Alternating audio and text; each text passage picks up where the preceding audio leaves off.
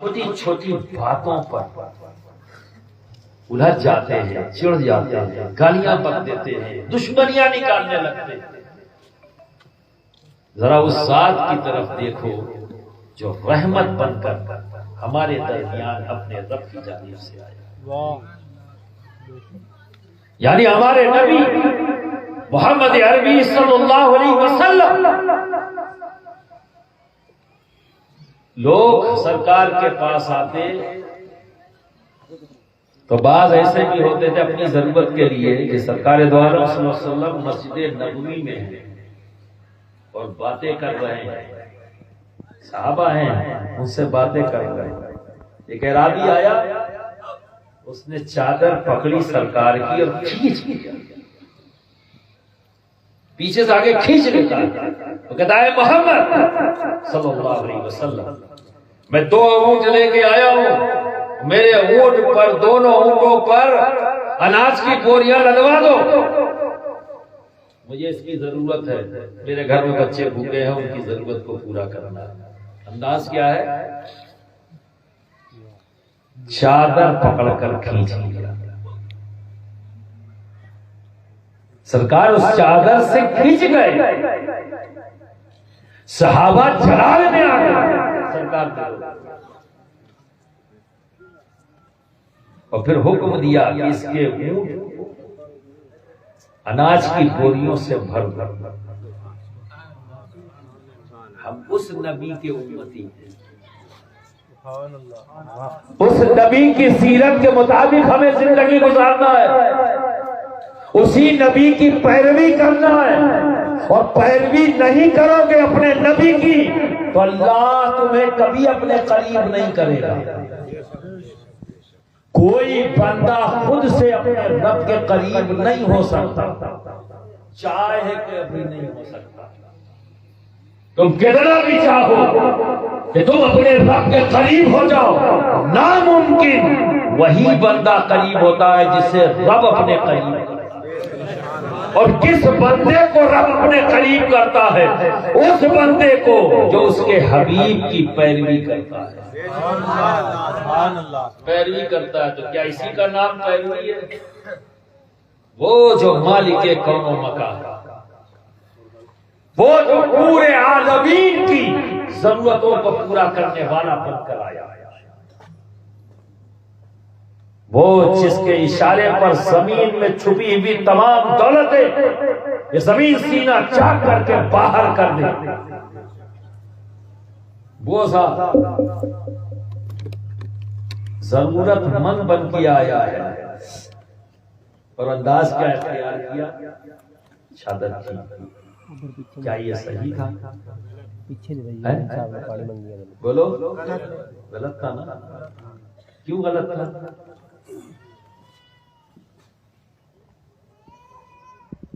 کیونکہ اسے علم نہیں تھا۔ اس نے یہ غلط کام کیوں کیا؟ اسے علم نہیں ہے کہ میں جس کے ساتھ یہ سلوک کر رہا ہوں وہ ہے کون۔ اس نے تو صرف اتنا ہی جانا ہے کہ جیسے ابھی میں نے کہا بھی 70 روپیہ بانٹنے کی بات کر دوں تو ایک دوسرے کو دھکا دے کر ہاتھ سب کے آگے بڑھیں گے، ٹھیک ہے نا؟ لیکن یہ دھکا دینے میں بھول جاؤ گے کہ کس کے سامنے دھکا دے رہے ہو، کس کے سامنے؟ تو تمہارا پیر ہے جس کا ادب اور لحاظ کرنا تمہارے لیے ضروری ہے۔ نہیں جانو گے تو یہی کرو گے، اور جب جانو گے تو لائن لگ کر آؤ گے، خاموشی سے اپنی باری کا انتظار کرو گے، ہے نا؟ تو جو صاحب علم ہو نبی کی صحبت اختیار کی، جنہیں ہم صحابی کہتے ہیں، ان کو علم ہو گیا کہ یہ جو بارگاہ ہے جس کے سامنے ہم کھڑے ہیں، اس کا اپنے رب کی بارگاہ میں کیا مقام اور کیا مرتبہ ہے، ہے نا؟ اللہ نے سکھایا، اللہ نے سکھایا کہ جب تم اپنے نبی کے پاس کسی ضرورت سے جاؤ تو آواز مت دے دینا گھر کے باہر سے، ایسے جیسے تم آپس میں ایک دوسرے کو بلاتے ہو۔ انتظار کرو، جب نبی باہر آئے تو اپنی بات، یہ کون کہہ رہا ہے؟ رب کہہ رہا ہے۔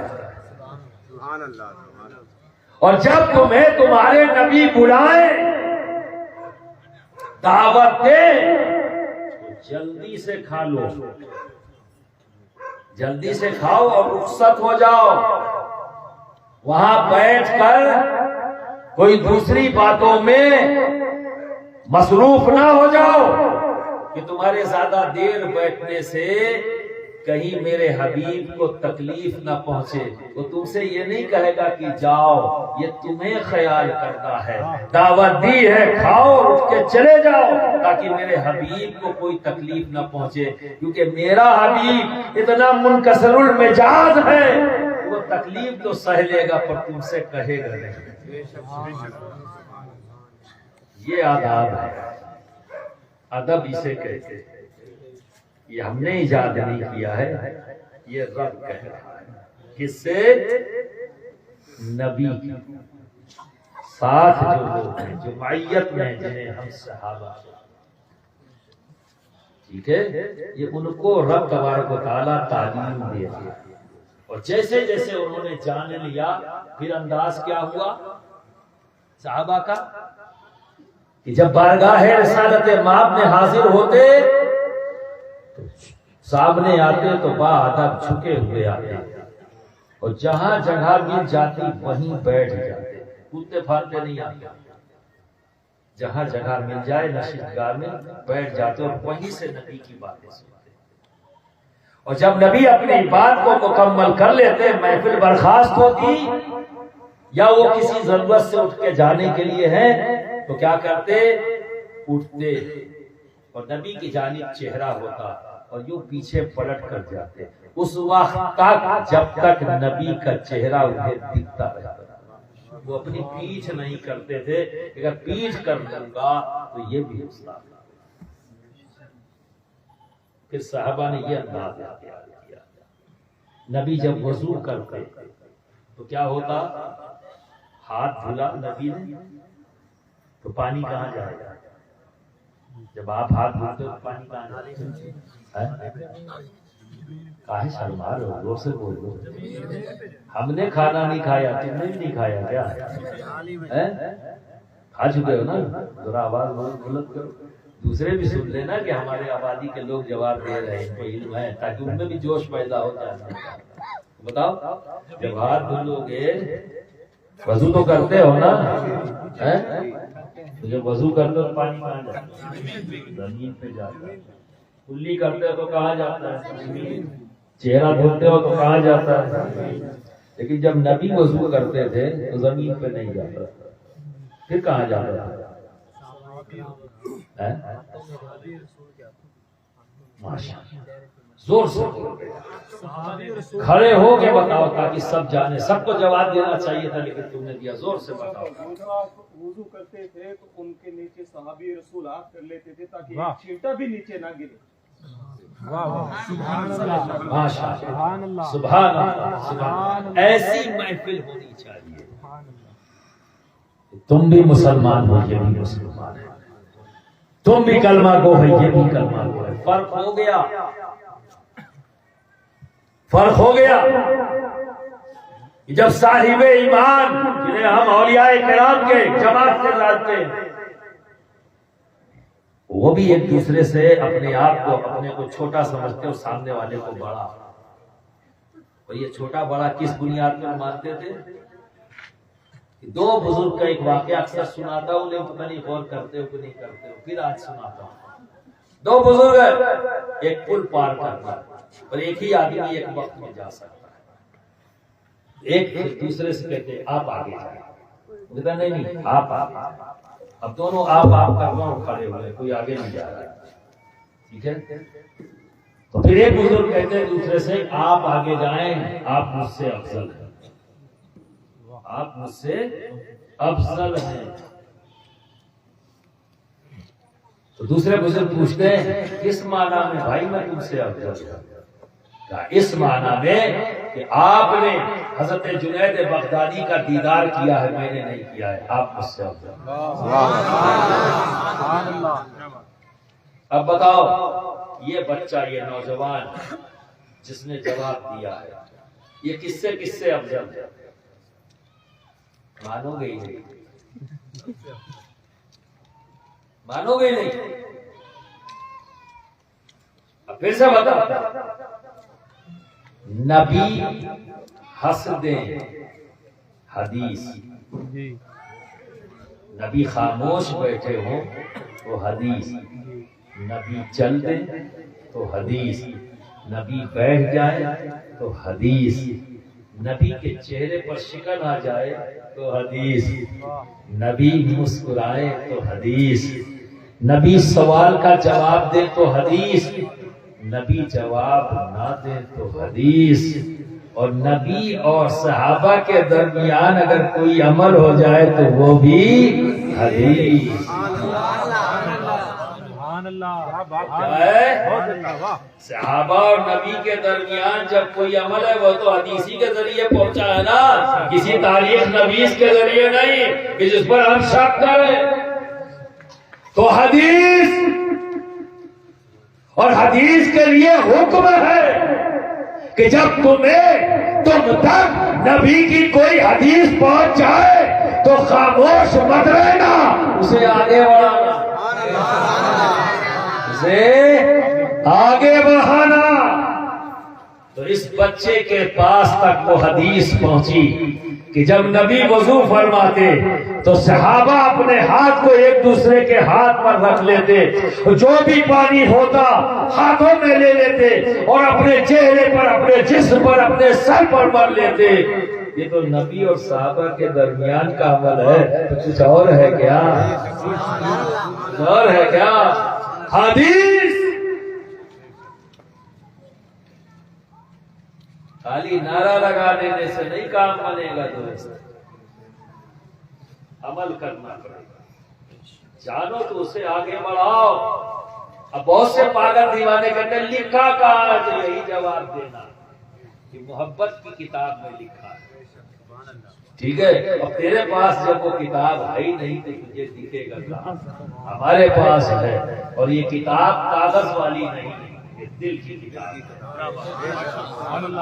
یہ ایسی محفوظ ہے کہ کوئی بھی اسے نقصان نہیں پہنچا سکتا، نہ کوئی سیلاب، نہ کوئی آگ۔ یہ تو یہ کتاب ہے، اور یہی کتاب ہم محبت کی دنیا میں سب چھوڑ جائیں گے۔ دنیا میں یہ کھیت باڑی، یہ مکان، بیوی، بچے، بیٹی، بیٹا، سب چھوڑ جائیں گے۔ اگر لے کے جائیں گے تو اسی کتاب کو اپنی قبر میں لے کے جائیں گے۔ زیادہ محبت اسی کو ہم لے کے جائیں گے، ٹھیک ہے نا؟ اور ایمان ہے۔ آپ نے دوسرے علماء سے، کیونکہ ذرا سا لفظ میں بدلتا ہوں تاکہ آپ کا ذہن صاف ہو، کیونکہ ایسا نہیں ہے ضرور لیں گے ایک ہی لفظ بار بار کوئی دوہرائے۔ جیسے ابھی ایک بات آپ سے پوچھوں، اللہ کے رسول یا اپنے نبی کے ایک مرید کا نام بتاؤ۔ چلو اتنی بھیڑ ہے، ذرا بہت اچھا، ایک مرید کا نام بتاؤ اپنے نبی کے۔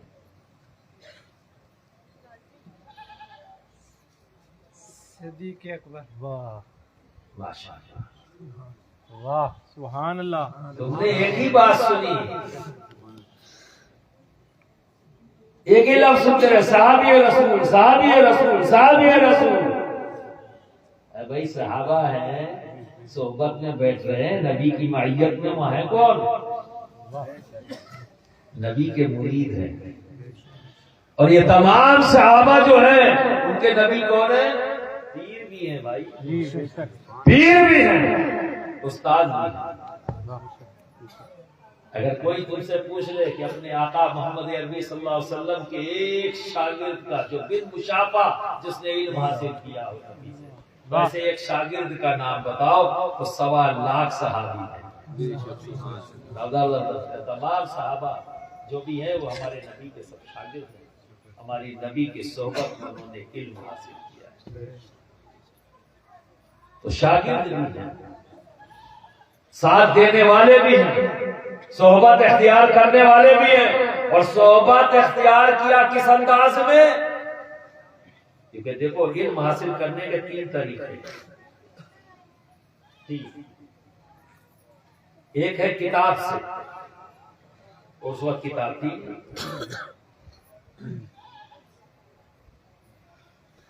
اس وقت تو تھی